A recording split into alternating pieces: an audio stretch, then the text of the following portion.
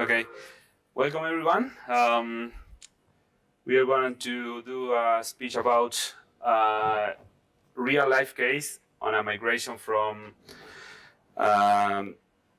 server running on a very old MySQL version and what we have done to make it be in the latest available version using InnoDB Cluster and ReplicaSet to get a real or close to real high availability solution. So, a little bit of an agenda.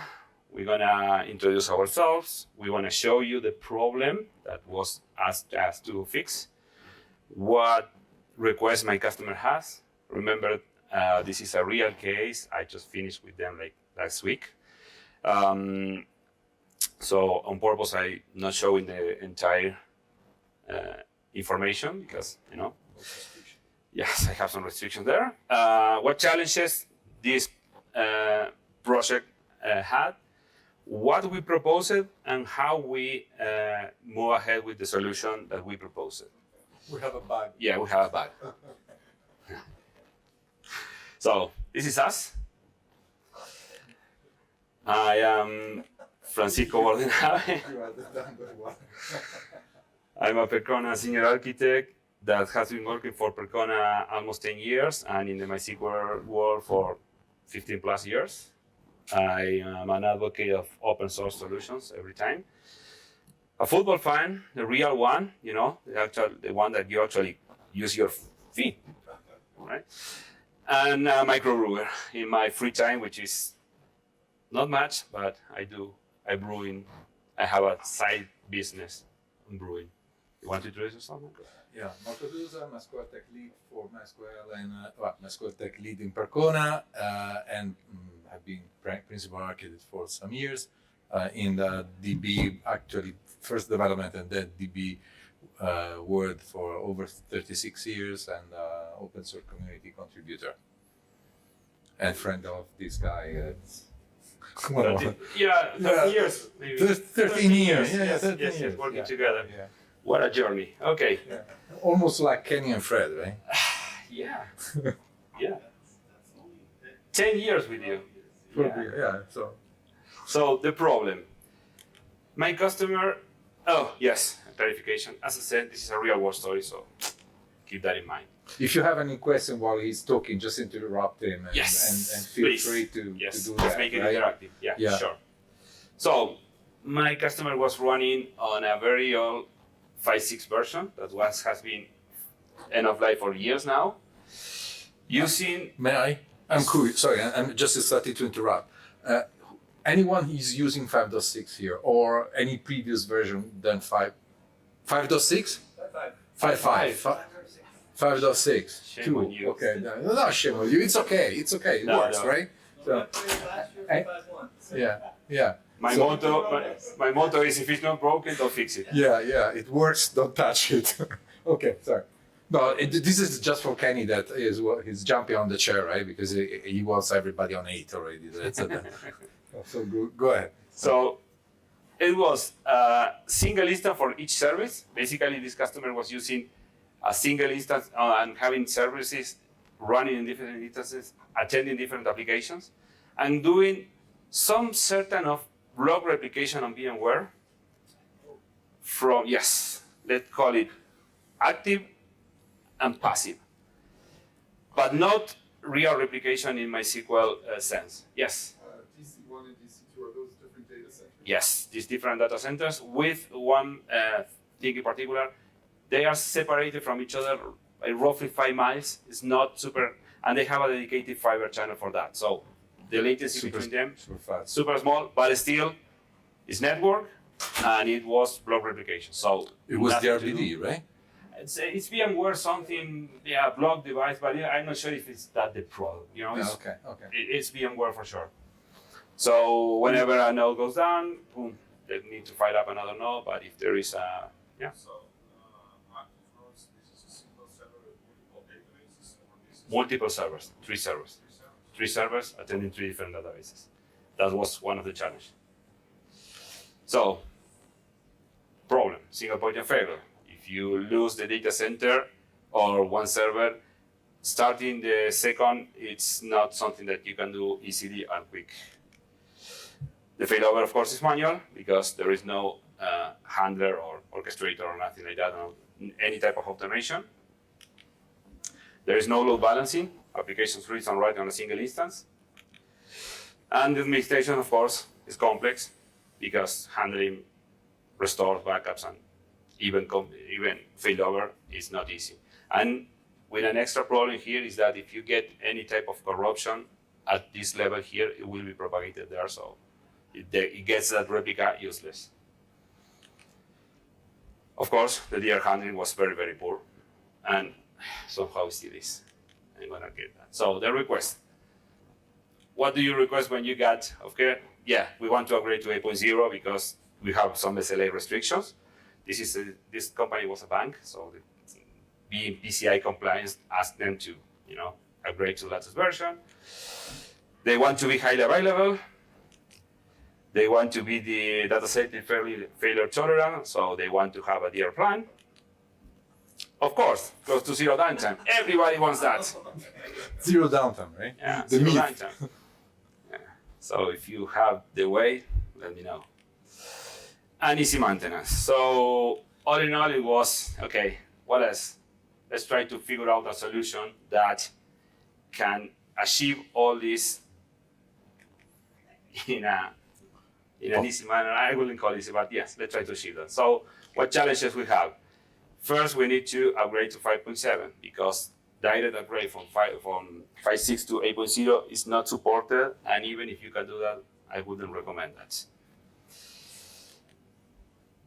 We wanted to consolidate all the services because, little comment here.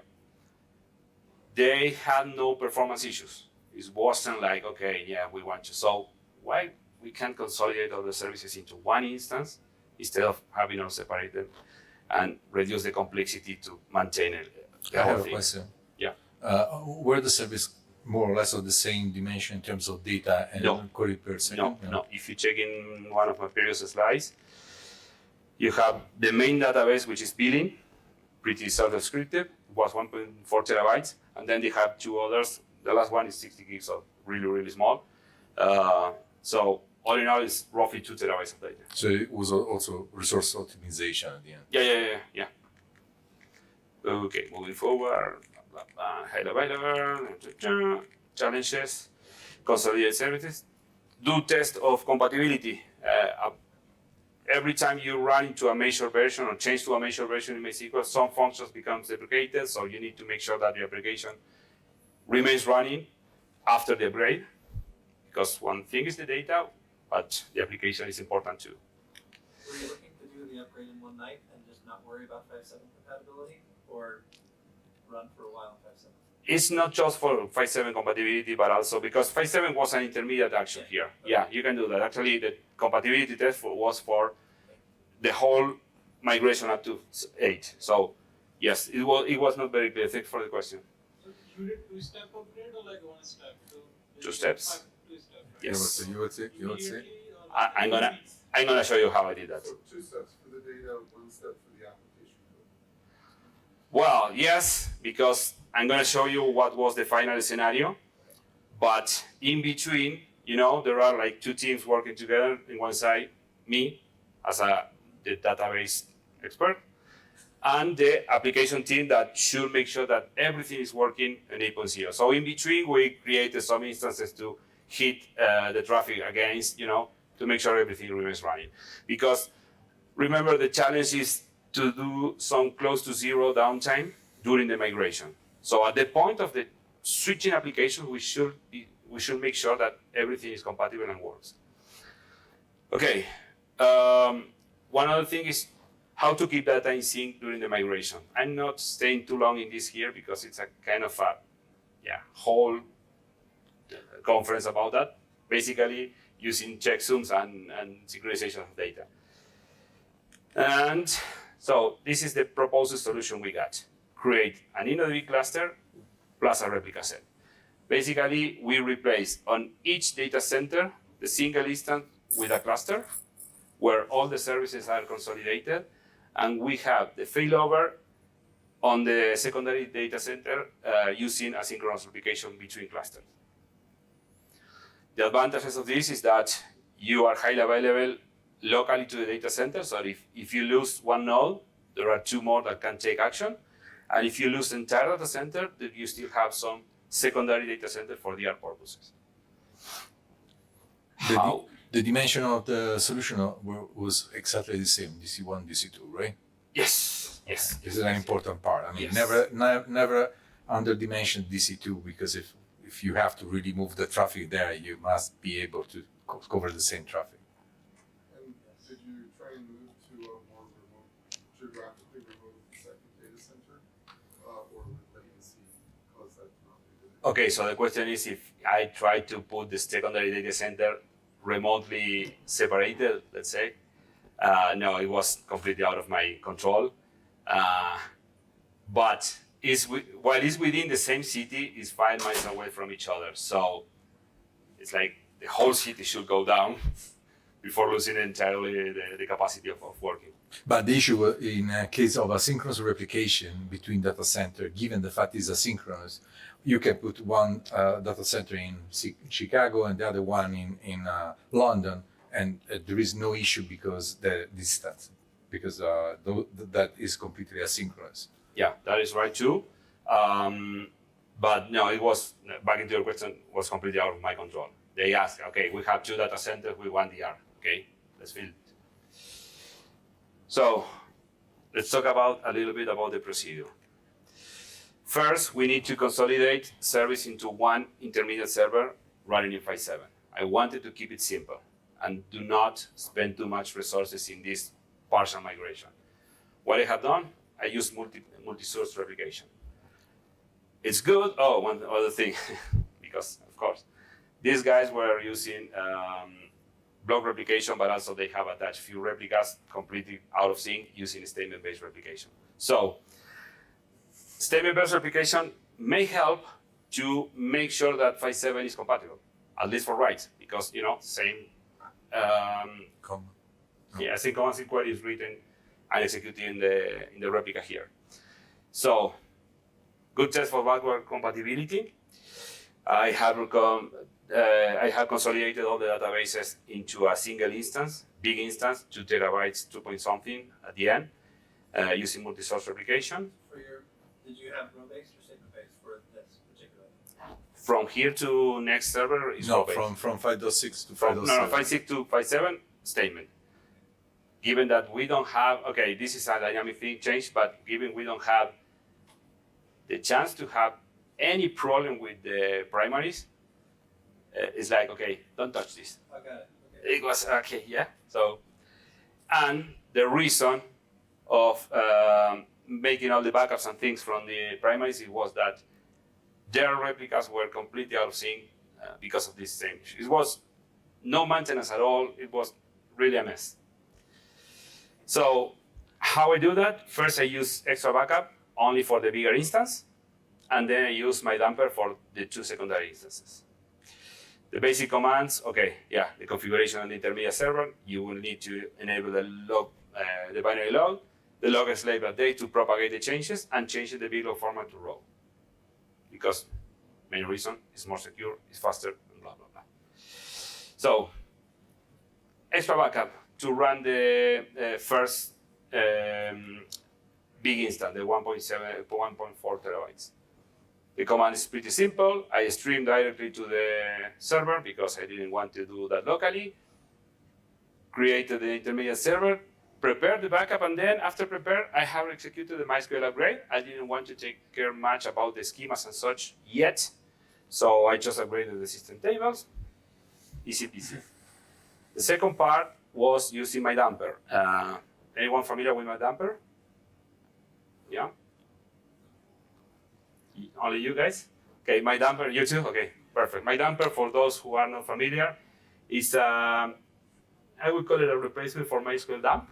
It's a logical backup tool that can do parallel backups and parallel restores, which makes things way faster than single-threaded backup using my dumper, MySQL dump, sorry. Yeah. MySQL home and what's the basic difference between MySQL pump because MySQL pump also allows some kind of like a parallelism. Right? Yes.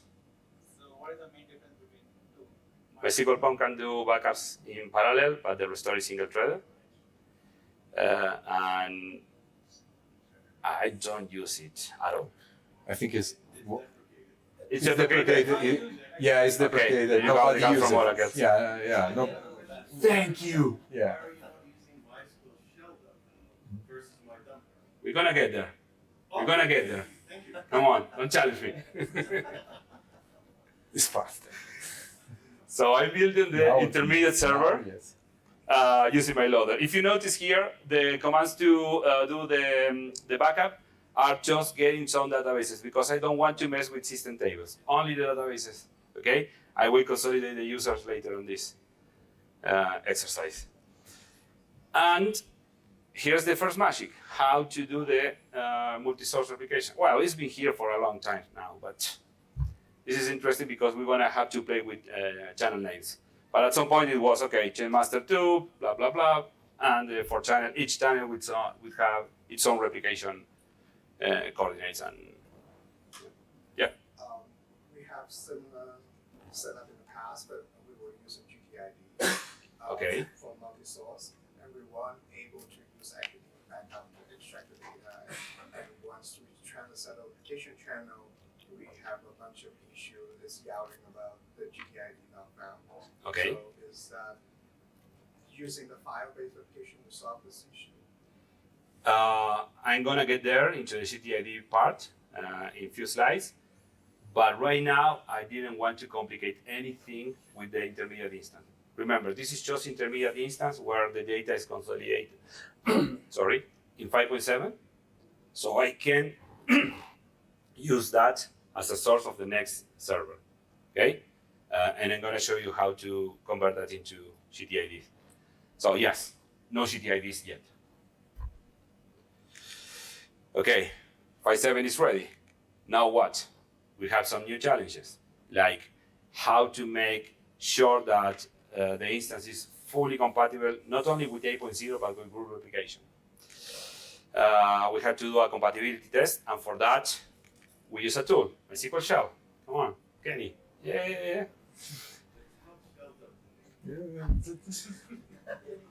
Check for server upgrade. That's an interesting function that will run a set of commands against the schemas and functions and everything to make sure that they are fully compatible. And one of the things that I have found during this check was some of their tables doesn't have a primary key. So how we fix that? We can't change things because they have applications running. So what I had done was a small trick.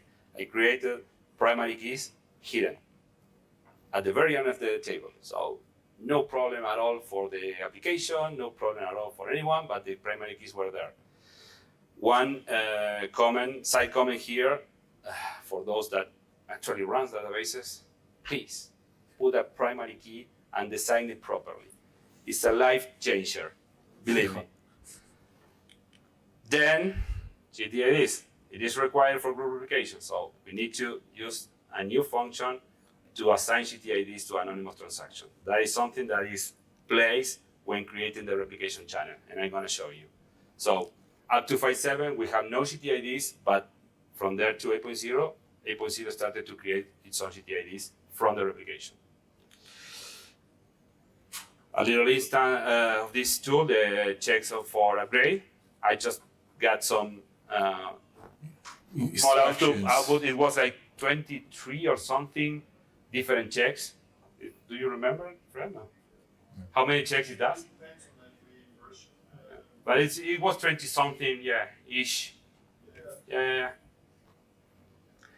So basically, it was checking like a bunch of things if the version is compatible or not with the new cluster. Configuration on 8.0, we want to have the first instance to start creating the cluster, especially to get all the belonging to the GTIDs and some variables that I'm not sure if they are 100% required or they have some default there, but after some work, it's more about of a copy and paste to do the configuration for our group replication. we created a user in the new instance to, oh yeah, I forgot to mention something and I'm not including here. Before running this, no, this is after the 5.7. Now I have the configuration, and what I have done is just to create a backup using extra backup from 5.7 and copy over to the new instance in 8.0. 8.0 has a difference in the way that they do the upgrade. When you are in an old dataset format like 5.7, the server, when you start it, it will check and upgrade automatically everything. So you don't need to run any longer MySQL upgrade. XtraDB backup will work from like one version to another, so it's a physical copy, right? XtraDB, extra backup, you mean? Yes. Yeah, yeah. Will work with what? With like one is 5. Source is 5.7, target is 8, right? Yes. So It doesn't matter because I'm just copying the dataset, okay, doing a backup from that dataset, applying all the changes, and then starting the server. And the new version will do the Yeah, update the server, of the MySQL server will- format of whatever you need to do. What you cannot do with extra backup 2.4, which is what I have used in 5.7, is to do backups from 8.0 instances. You need a special version for 8.0 instances. So your backup binary is going to save like on 5.7 you must be using 2.4, right? 2.4 version. Yes. On 8 you must be using 8.0, Yes. right? Yes and no. Okay. No. Okay, fair question. The binaries has to be same, right? Okay, fair question. So the answer is no, because I'm just doing a backup from 5.7 and moving away to the instance where I will run 8.0. Remember, this is a backup. I'm not doing any restore operation against the server. Once I start the 8.0 instance, all the upgrade process will happen on this data set. And actually, I could have done differently, like putting down the instance, copy the data set, and start over. Okay? It's pretty much what I'm doing. I'm just not putting down the instance, just doing extra backup. What you are asking is about the binaries is that, what if I want to take a backup from the new 8.0 instance? I knew the extra backup 8.0 version. 2.4 will not run against 8.0. So I cannot create a backup until I install the new version of extra backup. Is it clear? Maybe the apply log is what version you use to apply the log. It doesn't matter because, again, I still don't have an 8.0 instance. I have a prepared backup from 2.4 and 5.7. Then when I run the MySQL server, it will upgrade all the internal structures. So when you prepare your backup, at that time, which version of extra backup binary? 2.4. The same. Same version, right? Yeah. Okay. From 5.7, I use extra backup 2.4. I get the backup, I prepare that, and copy over to the new instance. Because until you don't run the MySQL daemon with 8 binaries, all the structure is still 5.7. Yeah. The So you data need set to is use the 5.7. 5.7. Okay. After I start the server, I cannot do a new backup using 2.4 Yeah. in that instance. So did you have to stop the world and cause downtime? No. Okay. No. That's why I use extra backup on 5.7. I could have stopped the instance because this is an intermediate instance that is just used for this. But why? I can do that without instance running. So no downtime yet. So you use chaining replication 5.6 to 5.7 to 8? Yes. Okay. Yes. I'm going to show you now. Okay. So when I started the cluster, now I have an 8.0 instance. I just wanted to create the user that will be used for the cluster administration. Okay? Some grants, some of these are redundant. I haven't checked this particular. It was like copy and paste. Still, yeah. Why do you do that manually? If using the shell configure instance, and it will create the user for you and check the configuration files for you and all that. Because I didn't know how to. Just, Thank you. No. Some people want to do tutorials, so you can just do the shell configure instance yourself. Do you want a user admin to do it with the right privileges and not too much or not too less? Yeah. And it will check the configuration, and it doesn't mean that you already have a customer, just configure it for you. Exactly. Actually use configure instance after, right? No. No? No. Or check instance. You Check use instance and instance. check, yeah. Yeah. Check instance is after. Yeah. No. So you don't have to do it manually. And remember all these privileges by yourself. You're right, and I have to say that for me, for this specific exercise, using the shell was super helpful, but I'm struggling with the documentation.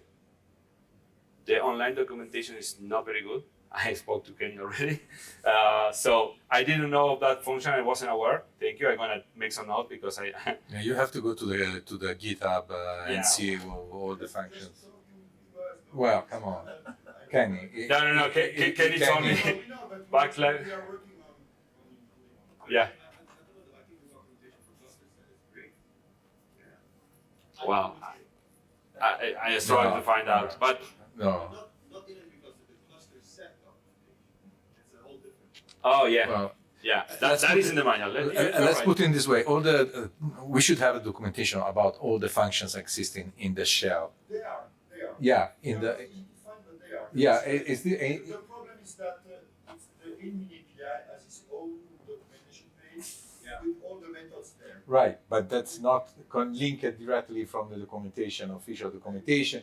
Yeah, I know because you show me that, right? But you need to know where to look. Really, you need to know where to look. And even with the API documentation, I had some weird issues like there is one member only on this object, and I say, okay, how I fix that? Go back to the documentation and okay, now I need to check the code. And I'm not a developer, so checking code for me is a nightmare. So, but yes, I agree. And the shell has the documentation included in the shell. Yes, So that's also handy, but you need to know that you will need type H. that's what Kenny told me. Backlash question mark.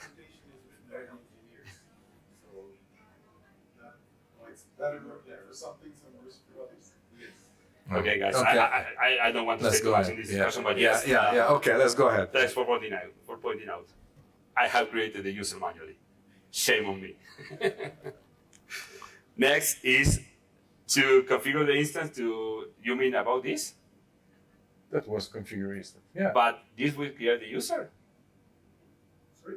This configure instance will create the That user. one you do the first time you do the root user. Oh, okay. User, and it will tell you, what will you go to and then Thank you. So I skipped that part and I used configure instance only for making sure that it's part of a cluster and is ready to be part of a cluster. But basically what I'm looking here is to get this status. I don't know if you can see that, but basically it's yes, the instance is valid and the status is okay. I'm okay, moving forward. Now I'm gonna create the cluster using the shell. First, we will create an object cluster using this function dba create cluster, and we use the cluster name. And then once the cluster is created, I start with the same shell. I can start adding instances one by one. Add instance and I pass the IP, user and password. I create the second, and at the end, after that, I remove some output here, but you will get an option to do the clone, to do some steps in between, to actually create a copy of the server in another instance. And finally, I got a status from this same object, cluster status. And again, I'm looking for this. The status is okay, the cluster is online and can tolerate up to one failure. What does it mean? We have 3 nodes. The cluster needs the majority of them. So boom, but with 2 nodes, I can remain working. Just a suggestion: always use clone when you do this kind of exercise because it's dramatically faster than any other solution. Yeah, and the MySQL shell do not provide the chance to do extra backup. Yeah, but this is the point. Just don't try to do that manually. I agree. No, and Chrome works very well, really well. Okay, so at this point we had this. This is our main cluster in the main data center. Moving forward, now we will create the cluster set. What is the cluster set? It's basically 2 clusters replicated from each other. I create from the MySQL shell a new object called cluster set where I give the cluster name, which will be my second clusters. And then I start to create instances. Create a replica cluster and then add instances one by one, the same and all. And if you notice, we have similar but different IPs than the previous setup. So after the cluster set is created, and again, it will clone the instances and do everything for us, we'll have this status. We have a primary data center that is okay, and a replica cluster set that is okay too. Just say no. You must have already running the MySQL empty on the destination node, right? It's. What do you mean? I mean, when you add the instance, the MySQL D needs to be up on the Oh, yeah, destination. yeah. Just Yeah, say okay. that because otherwise it's not. Yeah, it's not. integrating. Yeah, fair point. The cluster will communicate through the regular MySQL port, normally 2306. So it will connect to the server and check if the server has something inside. So some of the options will say, hey, I found some data here. What do you want to do? Clone, boom, it will overwrite everything. And then restart and then take it of the whole process. So it's not just basic stuff that install MySQL. Yeah. Yeah, well, we assume that MySQL is installed. If there's no MySQL, there is no way to make a clone, right? But yeah, the user should exist so I can connect remotely to the instance. It can be done using the root user, and then it will take care of using the actual user for the cluster. All right. Once I have this done, okay, there's no moving here. We have this. Now we have an exact copy from the 5.7 instance, upgraded to 8.0, running to cluster in ReplicaSet mode.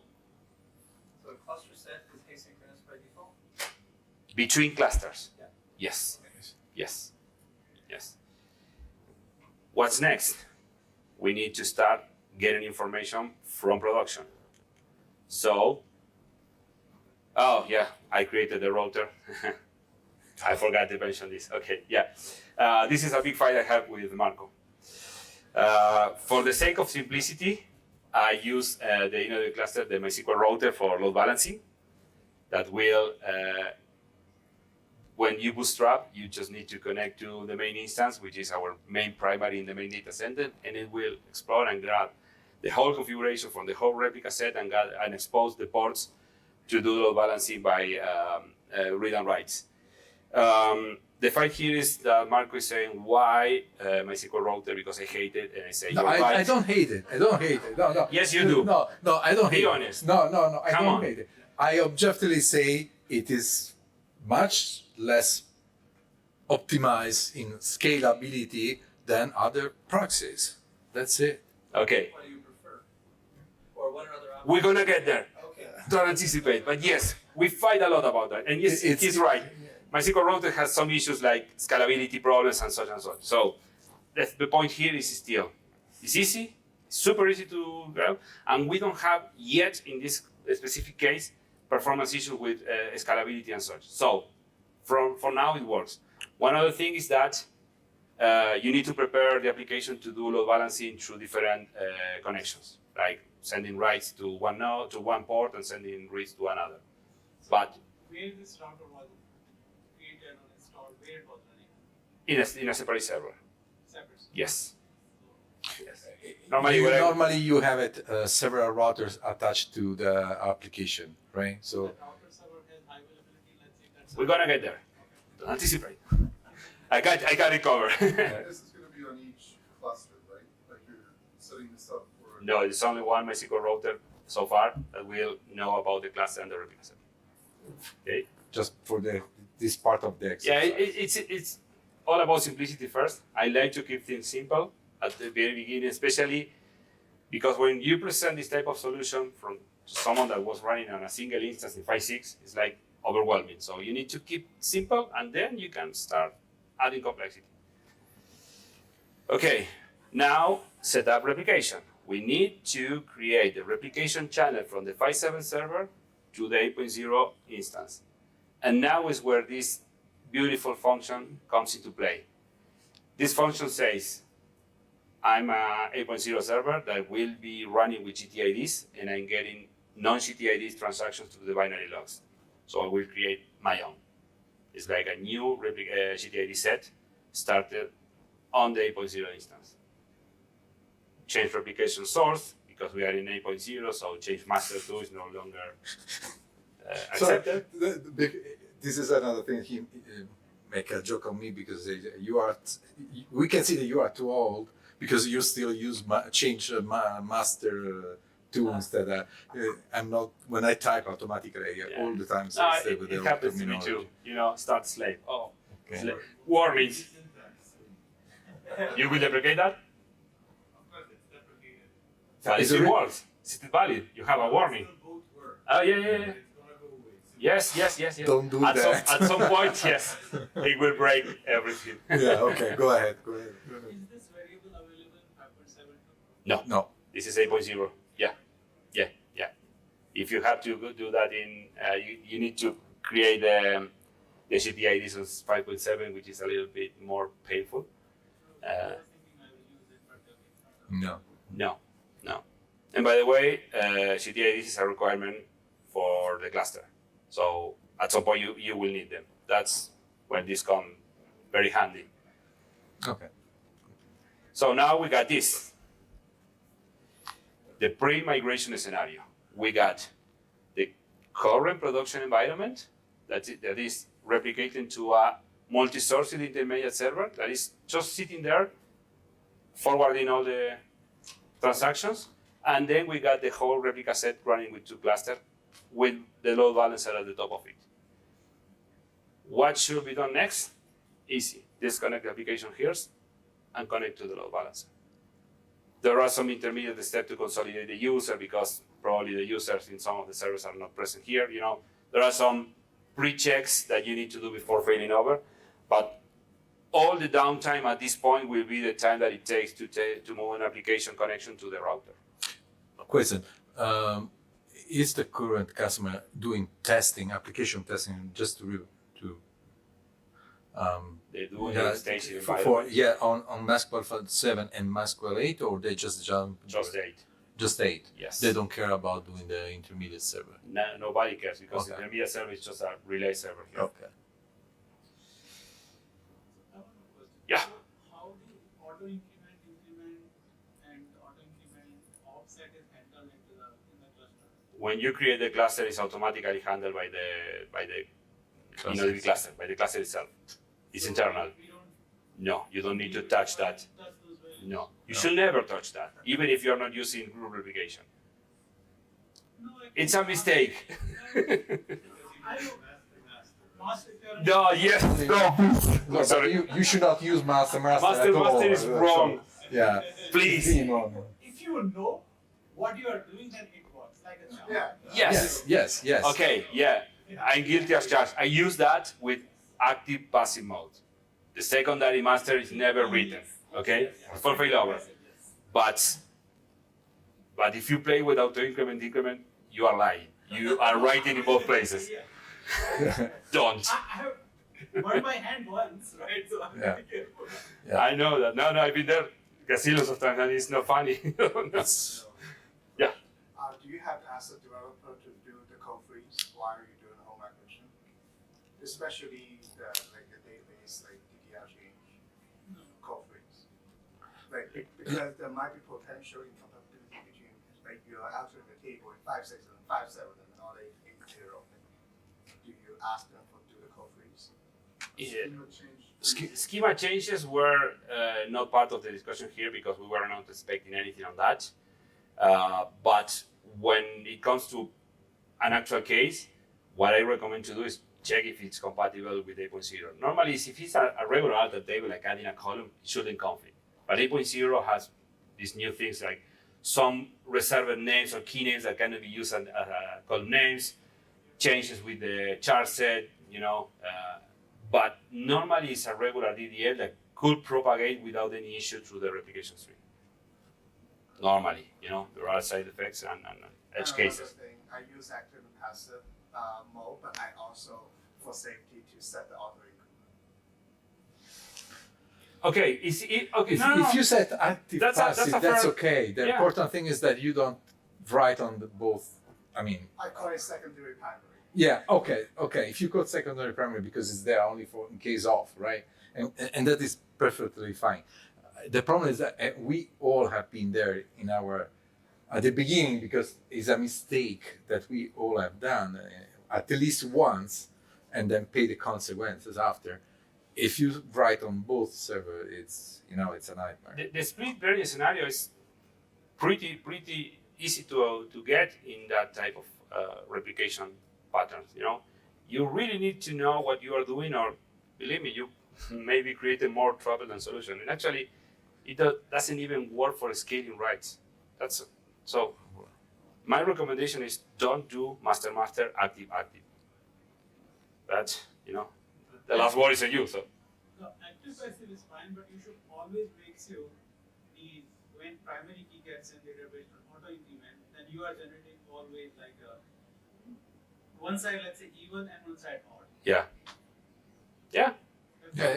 You will run out of values twice the time, right? Half of the time. Yeah.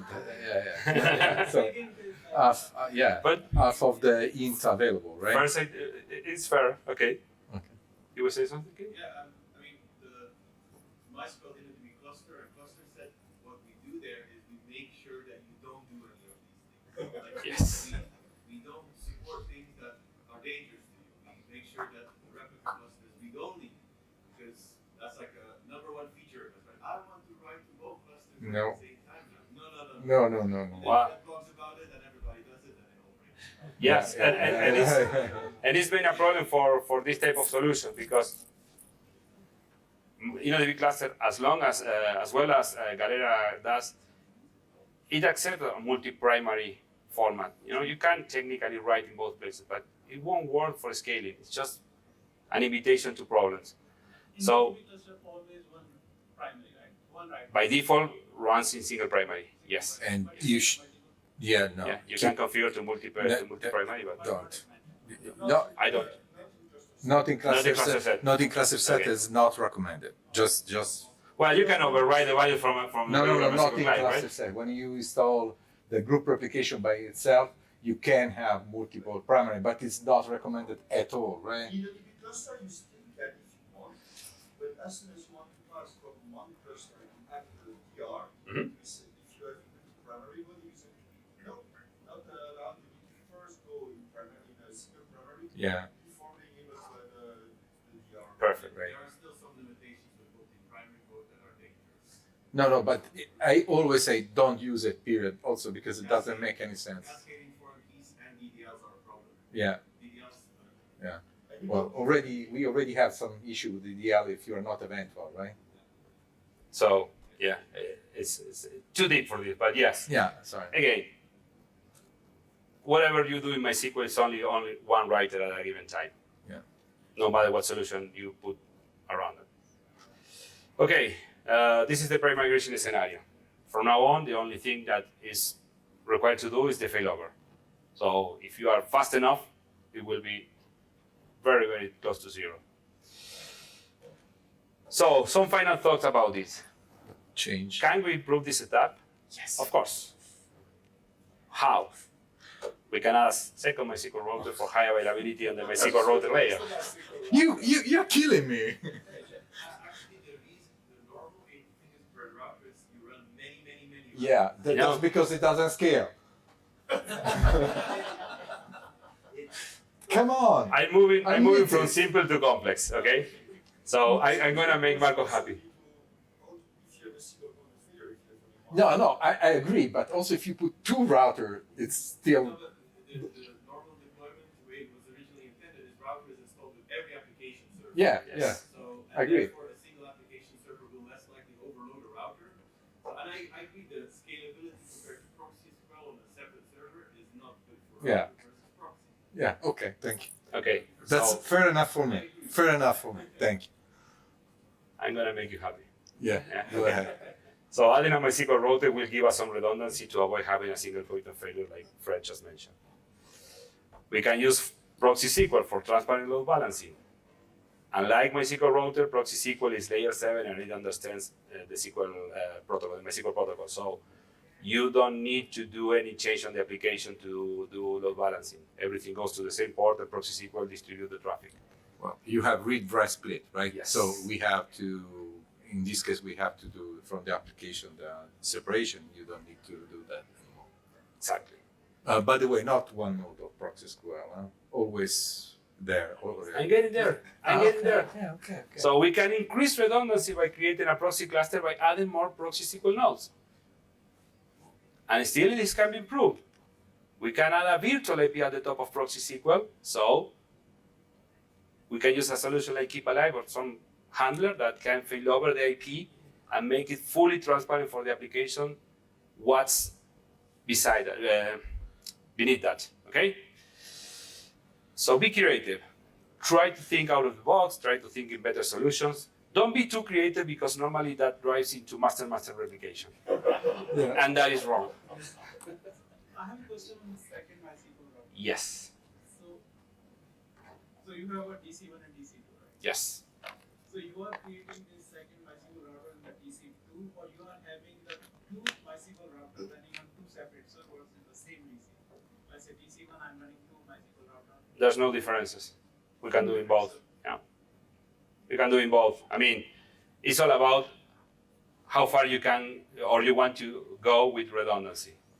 Like Kenny said, you can do one MySQL router per application server.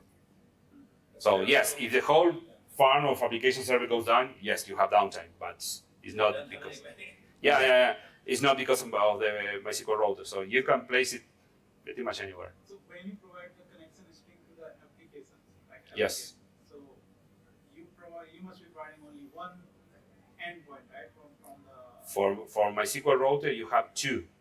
One for reads, one for writes. one for read, one This is also why you should go for proxies where Yes. Basically, the main difference in the way that they do the load balancing is MySQL router is layer 4.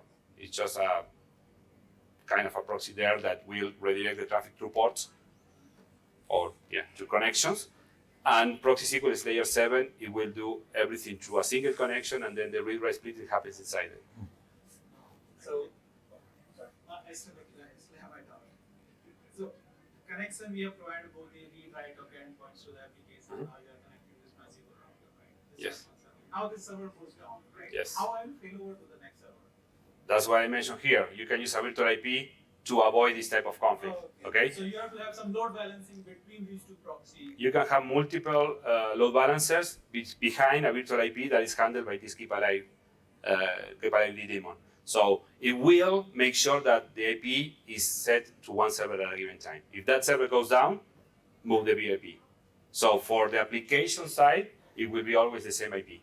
So you are saying like I have to have this MySQL router nodes under the proxy SQL first? See, first No. application is going to connect to the proxy SQL, then proxy SQL is going to send No. to the MySQL router? No, proxy SQL will handle the traffic directly to the servers. As And where my router will come in the picture? you replace router with proxy SQL. either router or proxy SQL. Yeah. Okay. This is why I'm saying to him, don't put MySQL router at all. It's creating confusion anyhow. So just remove it. From simple to complex. so No. in the documentation for 5.7, it says that you're not supposed to go 2 versions at a time. You do 1 version at a time. Yes. Replicate 5.6 to 5.7, and then after you're upgraded, then 5.7 to 8. It specifically says you can't go 5.6, 5.7, 8. So I wasn't going to attempt it. Technically, that's what I'm doing. I'm going to 5.7 first and then to 8. Right. What I'm not doing is to directly connect a replica from 8 to 5.6. Right. But it says, so I was reading their documentation, being led to not stream chain like that. Because that's what they say. I can answer that question. I did test it intensively to do the replication between 5.6 and 8.0. As long as you're not doing like crazy DDL changes. Well, I mean, so 5.6 to 5.7 to 8. No, just 5.7, 5.6. So you're saying that the documentation is against using this intermediate server? Yes. Okay. No, that doesn't sound to me. No, he's saying like first go to the 5.7. No, I mean, he probably say don't go from 5.7 to 8. To go 5.6 to 8. 5.6 to 8. 5.6 to 8. Yeah, 5.6 to 8. What's new is that this is a streaming one. Like you're Yeah. only setting up the middle one, Right. and then you stream the But data. that's the correct approach. But I was doing shortcuts of just ignore the 5.7. But because at the end, what you do is from 5.6, I get to 5.7, I flush my data, I consolidate my data here, then I take the data and I send it out. So it's not the same stream. As one is coming, writing, and the other one is going to the 8. That's So the it's- way that's the way I thought about it. Yeah. But the documentation seems to read not to do that. No, So no, I'm no. happy to see that in practice. No, it works. It's Yeah. the way you should do. Yeah, I know. I could not tell you which customer is this, but believe me, it worked. Yeah. I don't think we have a document like that. Well, that's the way I read it. So Just I've got it. no, Kenny, connect after, so you can also raise another bug for documentation. Okay, we are almost at the top of the presentation, so any questions other than those discussed? This is great. We will upload the slide to the site, so Yeah. thank you very much. Bravo. We have another question. Yeah. I just wanted to know what's the timeline from start to end, like this morning. Oh no, okay. If I have to tell you the entire story, is like 6 months. But the problem was that they take a lot of time to provision the hardware for the new cluster. So in between, we've been building and rebuilding the cluster, the main cluster, for testing compatibility. But I can build this solution and this specific customer using this problem in 2 days or 3 days, top. And mostly because the time of reduplicating the data, right? Because it's So, okay, final comment. Please rate the talk and use the application to put that Marco is very good and I'm doing what I can. So, thank you very much. I was just okay. Thank you.